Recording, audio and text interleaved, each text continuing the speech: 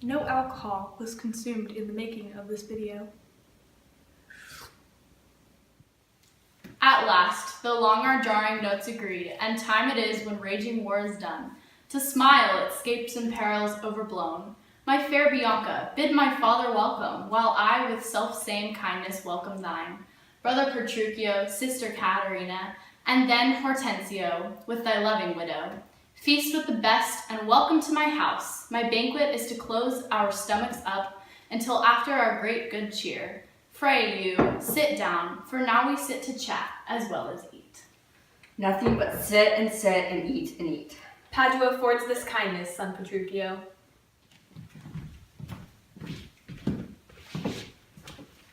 Padua affords nothing but what is kind. For both our sakes, I would that word were true. Now, for my life, Hortensio afears his widow. Then never trust me, if I be afeared. You are very sensible, and yet you miss my sense. I mean, Hortensio is afeared of you. He that is giddy thinks the world turns round. Roundly replied. Mistress, how do you mean that? Thus I conceived by him. Conceived by me? How likes Hortensio that? My widow says, thus she conceives her tale. Very well mended. Kiss him for that, good widow. He that is giddy thinks the world turns round. I pray you tell me what you meant by that. Your husband being troubled with a shrew measures my husband's sorrow by his woe. And now you know my meaning. A very mean meaning. Right, I mean you. And I am mean indeed, respecting you. To her, Kate. To her, widow. 100 marks my Kate does put her down. That's my office. Spore like an officer. Ha to thee, lad. How likes Gremio these quick-witted folks? Believe me, sir, they butt together well. Head and butt. And hasty-witted body would say your head and butt were head and horn. Aye, mistress, bride hath. That awakened you? Aye, but not frightened me. Therefore, I'll sleep again. Nay, that you shall not. Since you have begun, have at you for a bitter jest or two. Am I your bird? I mean to shift my bush, and then pursue me as you draw your bow. You are welcome all. She hath prevented me. Here, Signor Tranio, this bird you aimed at, though hit her not. Therefore, a health to all that shot and missed. Oh, sir, Lucentio slipped me like his greyhound, which runs himself and catches for his master. A good swift simile, but something currish. 'Tis well, sir, that you hunted for yourself. 'Tis thought you dear dog held you at bay. Oh, Petruchio, Tranio hits you now. I thank thee for that gird, good Tranio. Confess, confess. Hath he not hit you here? He has a little galled me, I confess. And as the jest did glance from me, 'tis 10 to 1, it maimed you two outright. Now, in good sadness, son Petruchio, I think thou hast the veriest shrew of all. Will I say no, and therefore assurance, let each one send unto his wife, and he whose wife is most obedient to come at first, when he doth send for her, shall win the wager which we will propose. Content. What's the wager? 20 crowns. 20 crowns? I'll venture so much of my hawk or hound, but 20 times so much upon my wife. 100 then. Content. A match, 'tis done. Who shall begin? That will I. Go, Biondello, bid your mistress come to me. I go. Son, I'll be your half Bianca comes. I'll have no halves. I'll bear it all myself. How now? What news? Sir, my mistress sends word that she is busy and she cannot come. How she's busy and cannot come. Is that an answer? I hope better. Sirrah Biondello, go and entreat my wife to come to me forthwith. Oh ho, entreat her. Nay, then she must needs come. I am afraid, sir.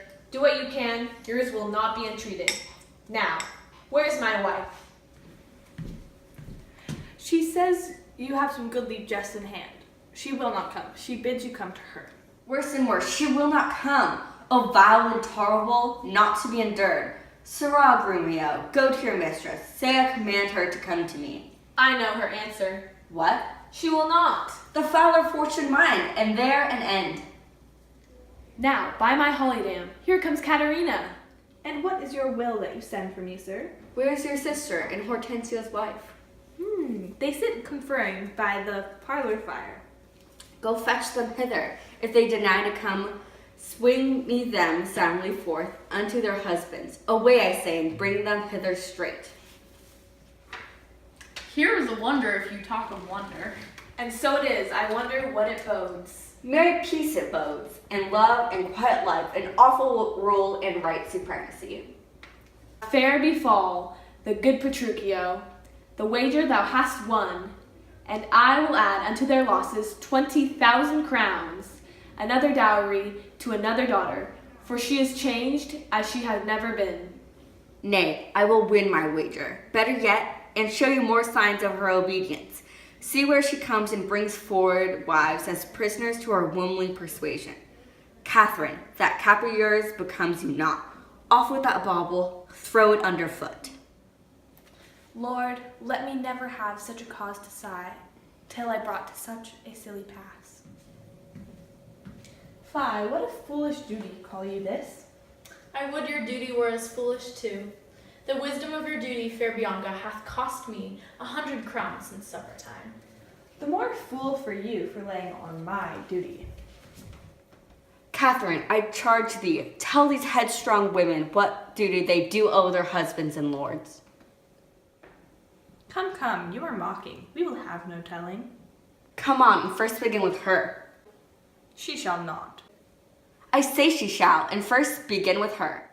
Fie, fie, unknit that threatening unkind brow, and dart not scornful glances from those eyes. Too wound, my lord, thy king, thy governor. It blots thy beauty as frosts do bite the meads. Confounds thy fame as whirlwinds shake fair buds. And in no sense is meet or amiable. A woman moved is like a fountain troubled, muddy, ill-seeming, thick, barefit of beauty, and while it is so, none so dry or thirsty will deign to sip or touch one drop of it. Thy husband is thy lord, thy life, thy keeper, thy head, thy sovereign, one that cares for thee, and for maintenance commits his body to painful labor both by sea and land, to watch the night in storms, the day in cold, whilst thou liest warm at home, secure and safe, and craves no other tribute at thy hands, but love, fair looks, and true obedience, too little payment for so great a debt.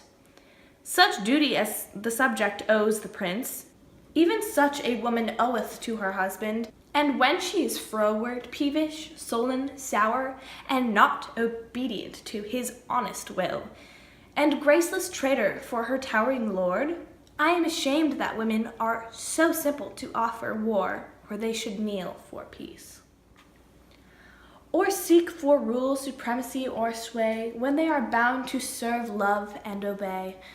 Why are our bodies soft and weak and smooth, unapt to toil and trouble in the world, but that our soft conditions and our heart should well agree with our external parts?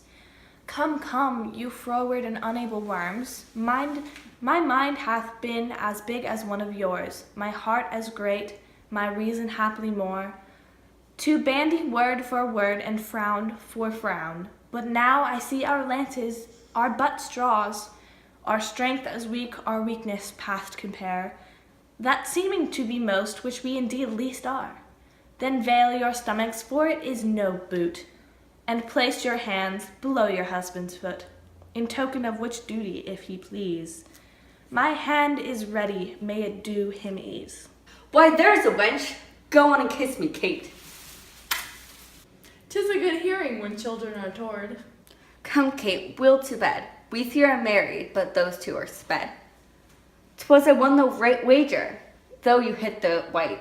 And being a winner, God give you a good night. Now go thy ways, thou hast tamed a cursed shroud. 'Tis a wonder by your leave she will be tamed so.